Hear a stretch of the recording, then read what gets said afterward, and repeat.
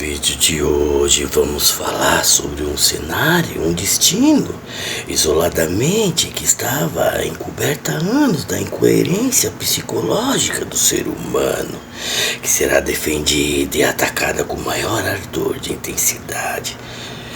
E não deixe de se inscrever no canal, compartilhe, deixe seu like.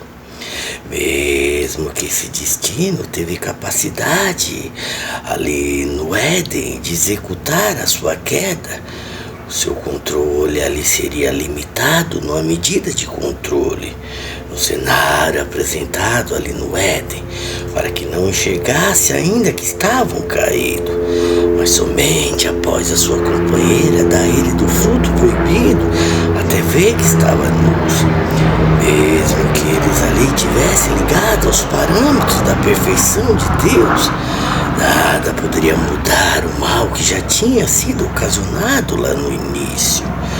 Por isso foi necessário que Deus predestinasse a história numa medida de controle lá na frente, numa abnegação de um sacrifício imortalizado por Cristo lá na cruz, visto que a anomalia chamada Lúcifer já tinha ocasionado o mal naquela primeira versão da queda lá no princípio. Esse esquema foi seguido a fim de levantar o plano que foi comandado pela fascinante força que impede nível de consciência e limita de enxergar qual seria o real propósito que já tinha sido predestinado, escrito desde a fundação do mundo. Ao longo da história, muitos não perceberam que o processo ali do Éden foi alterado nessa medida de controle. A narrativa de Gênesis descreve que a princípio o problema ali parece ser uma escolha, mas você perceberá olhando na ótica humana que essa escolha não poderia ter sido evitada. Se Adão tivesse visto que sua mulher estava caída, poderia até então mudar o rumo da história e não comer do fruto proibido. Mas como Deus já sabia na sua presciência que os planos deles lá na frente não poderiam ser mudados, decidiu que Adão fosse impedido de ver Eva caída. Veja que a narrativa de Gênesis afirma que os olhos de Adão e Eva só se abriram depois que sua mulher dá de comer do fruto proibido ao seu marido após se encontrar com ela. Se você perceber no texto narrado, verá que mesmo Eva comendo do fruto proibido, seus olhos ainda não tinham sido abertos para enxergar sua nudez. Adão também não enxergou a nudez de sua mulher, caracterizando a limitação ali da parte de Deus.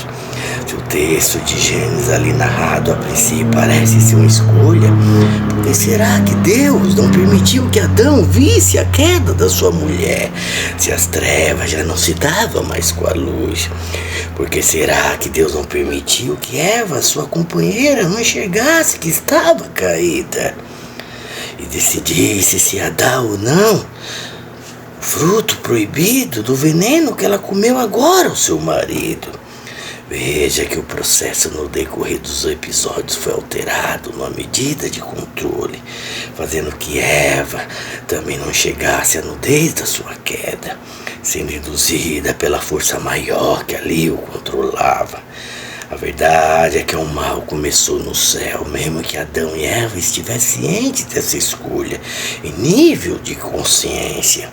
Embora essa resposta ali funcionasse, era óbvio que não iria mudar nada do que aconteceu ali no Éden, na primeira versão anterior lá do céu. A anomalia chamada Lúcifer já existia numa versão anterior. E somente Adão e Eva não poderiam corrigir naquele momento o mal que já existia. Então Deus, na sua presciência de mandar o seu filho lá na frente, precisou criar condições de investigar certos aspectos da mente humana. Embora o monumental fracasso de Adão e Eva seria aparente diante de Lúcifer, o anjo de luz, a sua queda não poderia ser evitado. Por isso Deus projetou a árvore ali no jardim, para poder dar continuidade ao seu projeto lá na frente, de mandar o seu filho para destruir o que já foi ocasionado na primeira versão anterior.